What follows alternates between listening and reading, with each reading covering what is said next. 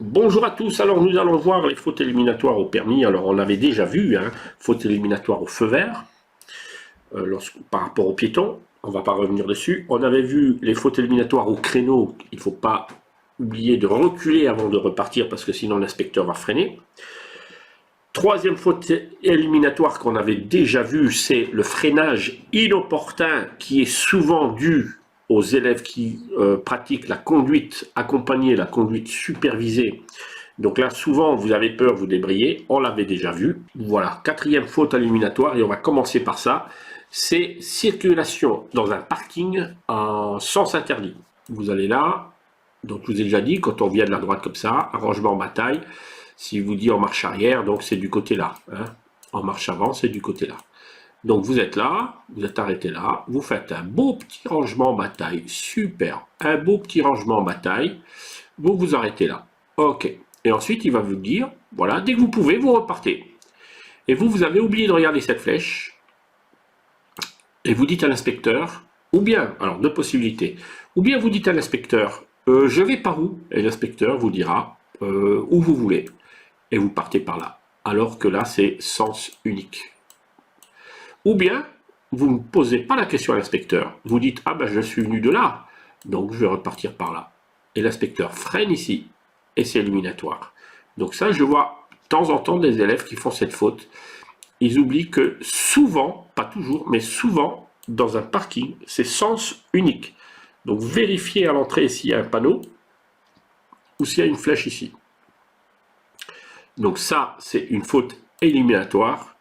Donc faites attention à la signalisation horizontale, on appelle ça. Donc voilà la quatrième faute. Donc le conseil que je vous donne pour cette quatrième faute, c'est bien observer les flèches au sol. Les parkings sont souvent à sens unique. Stop glissé. Ah là là, les stops glissés. Les stops glissés, c'est la faute que souvent les conduites accompagnées et les conduites supervisées font, parce qu'ils voient faire les parents. Les parents, comment font les stops aux parents. Une fois, je vais filmer, je vais me cacher à côté d'un stop. Je ne vous dis pas le nombre de personnes qui grillent les stops sans le savoir. Je vais essayer de filmer ça et je vais vous faire une vidéo. Mais au permis, être éliminé alors qu'on a fait 60 heures, alors qu'on a fait 80 heures, et on a loupé le permis parce qu'on ne sait pas ce que c'est un stop glissé, pour ne pas faire ce stop glissé, arrêtez-vous, donc pour les boîtes manuelles, arrêtez-vous les mains au volant. Les 4 roues doivent être arrêtées. Pas qu'une roue, pas 2 roues, pas 3 roues, pas 4 roues. Comme ça, vous allez comprendre que les 4 roues doivent être immobilisées. Et une fois que vous avez senti même un petit secousse comme ça, voilà, même en côte. En côte, moi j'ai vu des personnes qui grillaient leur stop en côte parce qu'ils ont mis la première. Comme on était en côte, il n'y avait personne, ils mettent une première glissée, ils y vont et ils ne s'arrêtent pas au stop. Et surtout en montée, légère montée, on a tendance à griller le stop parce qu'on a mis la première avant. Donc ce qu'il faut, c'est s'arrêter, mettre la première et ensuite regardez gauche-droite. Ne regardez pas gauche-droite tant qu'on n'est pas arrêté. Voilà, donc on s'arrête. Vous pouvez faire plus ou moins comme ça quand on s'arrête, mais arrêtez-vous. Mettez la première pendant que vous regardez. Même après, c'est encore mieux même après. On s'arrête, tac, comme ça vous êtes sûr que la voiture est arrêtée et on laisse le pied sur le frein. Le problème c'est que vous freinez, vous lâchez le frein, alors la voiture glisse un peu, c'est ça le stop glissé. Donc on s'arrête, on met la première, on regarde à gauche, on regarde à droite, on regarde encore à gauche parce que le premier danger vient de la gauche, c'est ce qu'on dit toujours. Le premier qui va nous rentrer dedans, c'est celui de gauche. Donc si je regarde à gauche, je regarde à droite et je démarre, entre-temps, il y a peut-être un véhicule qui arrive et c'est l'erreur que vous faites souvent dans les giratoires. Dans les giratoires, qu'est-ce que vous faites? Vous regardez à gauche, ensuite vous regardez devant et vous ne regardez plus à gauche. Et vous regardez au minimum dans un giratoire 2 fois. D'accord? Et au stop, on regarde au minimum 2 fois. Gauche, droite, gauche, et là je pars, mais j'avais le pied sur le frein. Gardez le pied sur le frein. Donc ça c'est faute éliminatoire, stop glissé. Donc le conseil, toujours s'arrêter les mains au volant. Une fois le véhicule immobilisé, on peut enclencher la première. Pour ceux qui sont en boîte automatique, Rien de plus simple, on laisse le pied sur le frein. Le problème, c'est que si en boîte automatique, si vous lâchez légèrement le frein, la voiture va avancer et vous faites un stop glissé. Alors attention également pour les stops pour les boîtes automatiques. Refus de priorité. Alors là, c'est le top one. Là, la faute qui revient très souvent à l'examen. Pourquoi vous loupez à l'examen?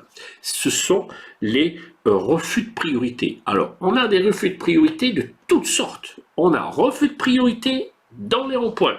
Refus de priorité, priorité à droite. Refus de priorité, entrée d'autoroute. Il y en a des refus de priorité. Refus de priorité, piéton. Refus de priorité, cycliste. Voilà, c'est énorme, c'est énorme. Refus de priorité au stop. Refus de priorité au feu, tricolore. Alors là, j'ai 1, 2, 3, 4, 5, 6, 7.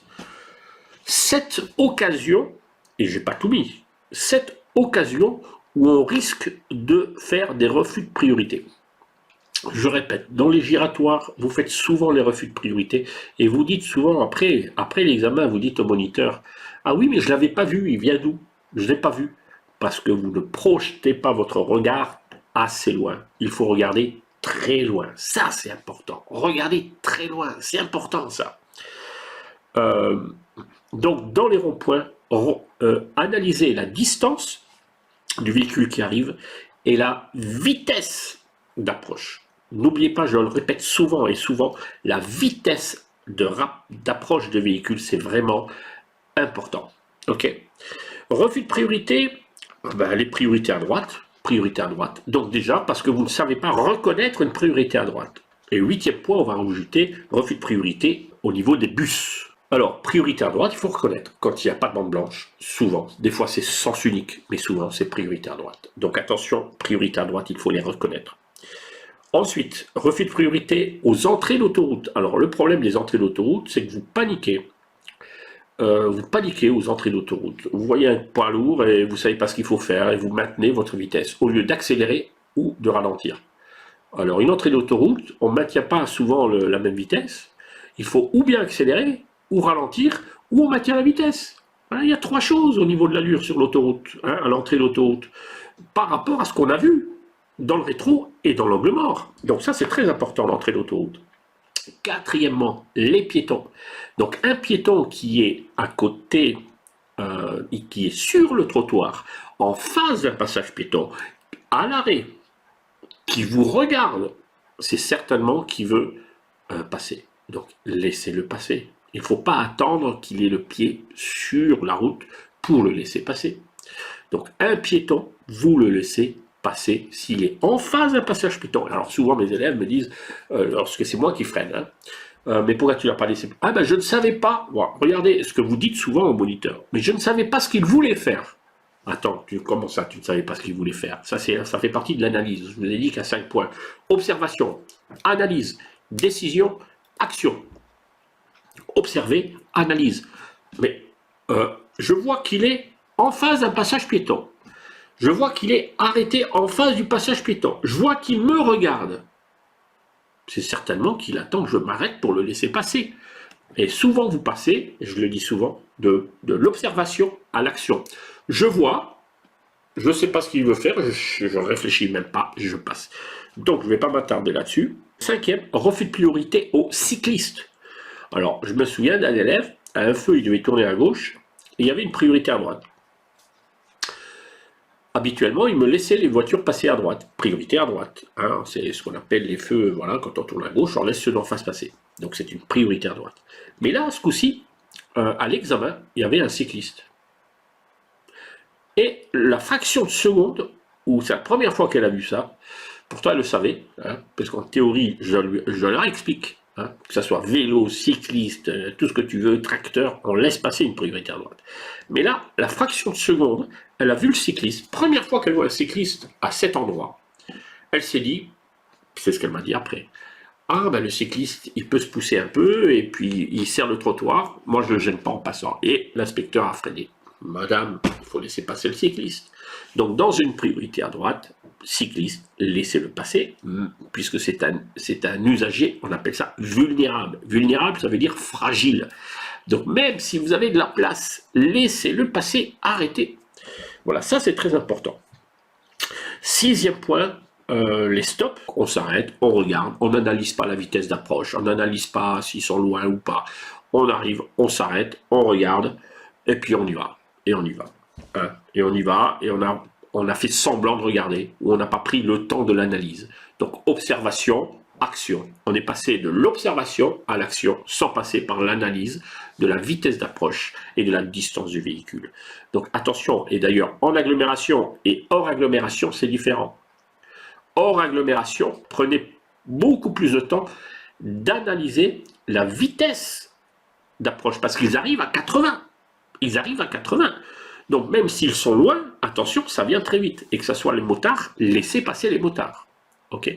Moi je laisse toujours passer les motards. Que ce soit de jour comme de nuit, en agglo, pas agglo, je laisse passer les motards parce qu'ils ont souvent une puissance d'accélération très forte et on a du mal à évaluer leur vitesse d'approche. 7e, plus de priorité au feu tricolore. Ah ben souvent, au feu à gauche, n'oubliez pas cette phrase, au feu à gauche, je laisse toujours ce d'en face passer.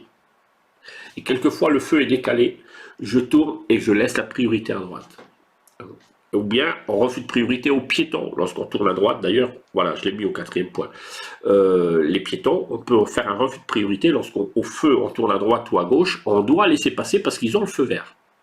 Lorsque vous voyez un bus, regardez mon beau bus ici, lorsque vous voyez, bon ça c'est un car, mais lorsque vous êtes en ville, il faut penser à plusieurs choses, vous êtes en agglo, je parle en agglo. Un bus qui s'arrête a les feux de détresse allumés.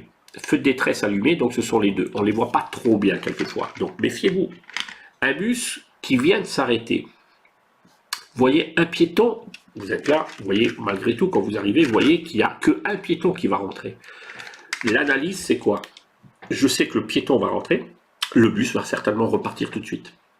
Donc, je dois observer le clignotant gauche, parce qu'il est prioritaire. Donc, je ralentis, je vois le piéton ici. Vous voyez, l'observation, c'est ça. L'observation et l'analyse, ça, c'est important. On ne peut pas prendre une bonne décision si l'observation et l'analyse se fait mal. Mais souvent, moi, je vous vois, vous voyez un bus, vous ne cherchez même pas à comprendre, savoir il y a combien. Maintenant, si je vois une file de 10 personnes qui attendent pour entrer, je sais très bien qu'il n'aura pas mis son clignotant gauche. Vous voyez, tout ça, c'est la conduite. Tout ça, c'est la tâche du conducteur. Donc, je regarde. Ah, il n'y a qu'un piéton. Je ralentis et je regarde le clignotant. Dès que je vois le clignotant ici à gauche qui s'allume, je ralentis. Même ici, je ralentis.